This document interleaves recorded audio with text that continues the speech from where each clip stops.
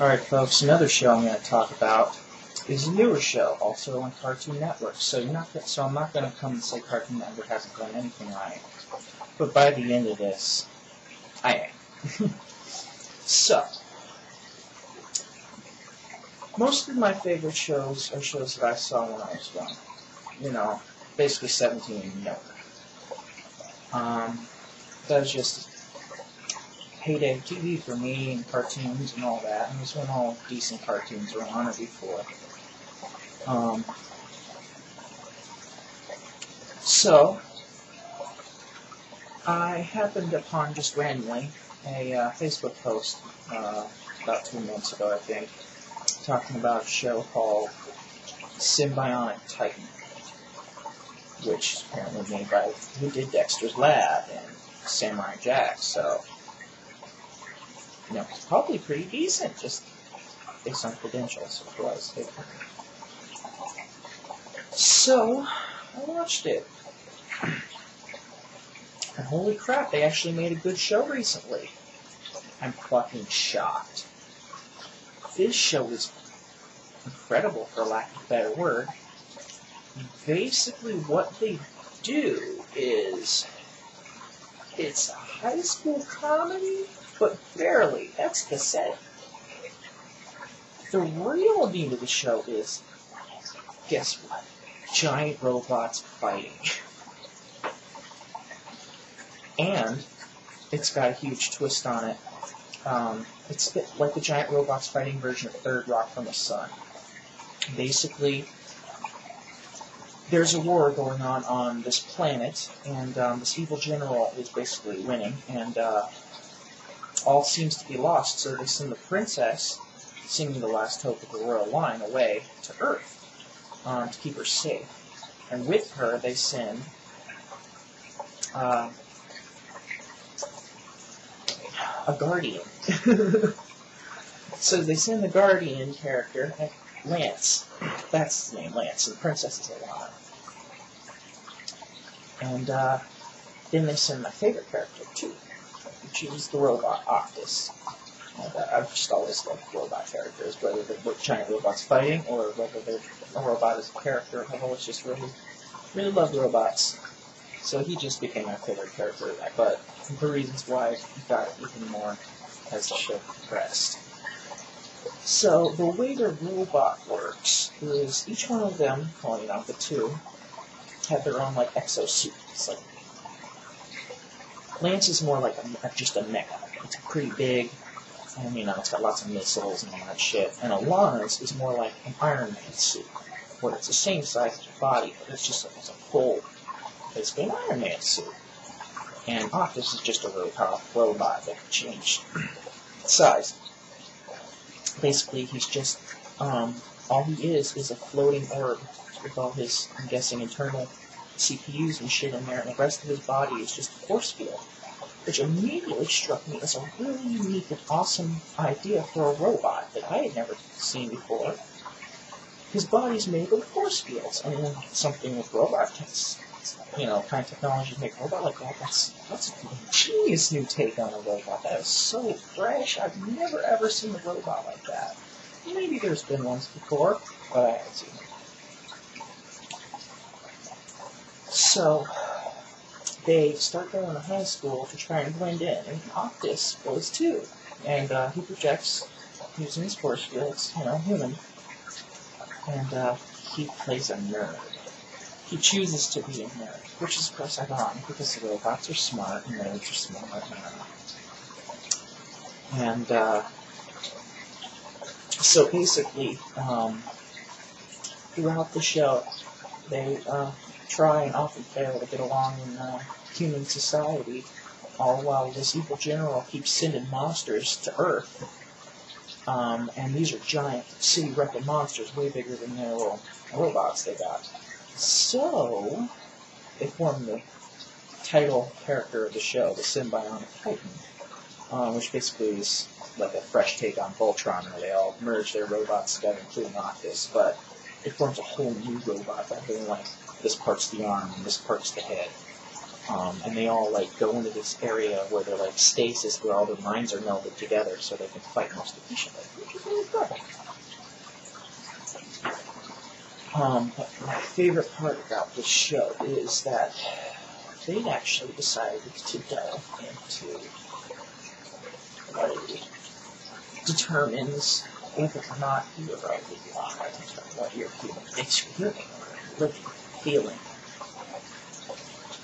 Because out of all three of the main characters in the show, the one that gets a love interest is the robot. And I just fucking love that. How? I can't think of a show that's done that other than this one. And it's really well done because he's a robot that does have emotions and feelings, and that's addressed. And basically, him being a nerd, because that's what he is, he's a nerd in the school. He's this cheerleader chick who basically wants him to do a test for her. And instead of doing it for her, he insists on helping her learn to do it herself. And keeps trying, and she keeps being a typical bimbo and not wanting to do it, until finally she breaks.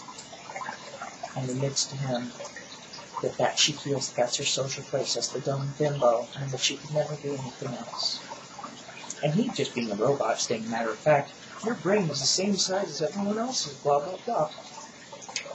And it's like, no, and to her, no one had ever even spoken to her like that. And she's immediately attracted to him for that reason, because I guess he treated her like a human being, rather than a piece of ass, which I'm sure is what she's used to being treated as.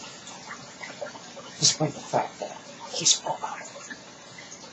She don't know this, obviously, but it's just the irony is that a robot is treating her more humanly than anyone she's ever known her whole life, to the point where she basically falls in love with him. And that is just fucking phenomenal. I have never seen a kid show delve into a topic like that before. And I am, just based on that, highly impressed by this show. And to that, the robot battles are good. The humor of the fish out of water, basically, type scenario is good. It has characterization. This show reminds me of Teen Titans because it has action, comedy, drama, but I'm kind of almost inclined, because it's the obvious thing to say that the drama will go better, because even Teen Titans didn't go to that levels of characterization.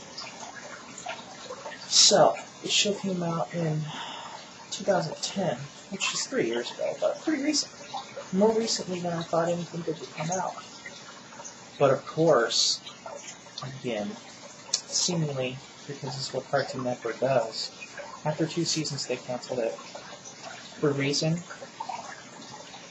they couldn't make toys profitable enough off this show. A show with giant monsters and giant robots. Not only one giant robot, but another giant robot, an Iron Man chick, and Force Field robot. These got the possibilities were endless. But even if they couldn't make a single toy for the show, how dare they? How fucking dare they make this awesome fucking show? Just like they did with fucking Teen Titans. Just like they did with Megas XLR. Cancel it and it's fucking grind. And it still has so much more left, and so much more to do, and so many more stories to tell. And so much more enjoyment to be had. And instead we continue on crap. You know what crap I'm talking about. I'm talking about all that crap that's animated in Flash. And I don't honestly know what animation software or what they used for Sym-Bionic Titan, because this obviously has a lot of digital animation. So I wasn't too thrilled on the animation, though it looks good, and it's much, much, much more superior to the majority of the animation on Cartoon Network right now. The animation didn't matter because it has everything else. It has everything else, and the animation's decent enough.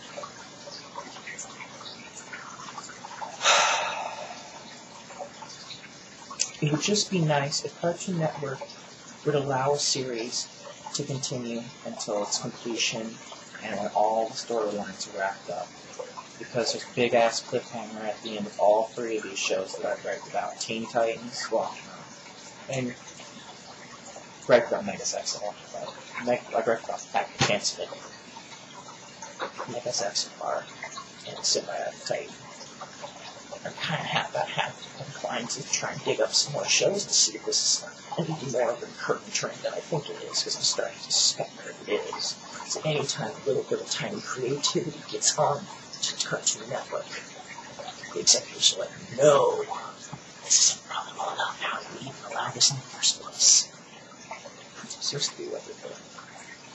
Or they're content putting a decent amount of budget with a couple seasons of a show and then milking that for 10 years and running reruns. But they don't seem to be rerunning Megas XLR, from my understanding.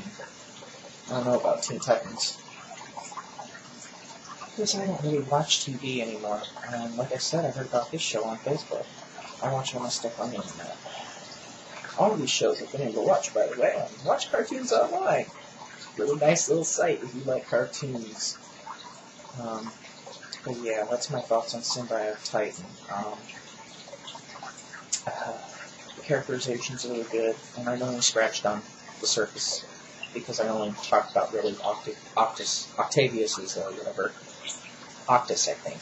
Oh, shoot, I don't know why I can't remember all of a sudden, but it's his characterization. So, everyone, this has been Chaos Christ. Let's more into depth of yet another really awesome show.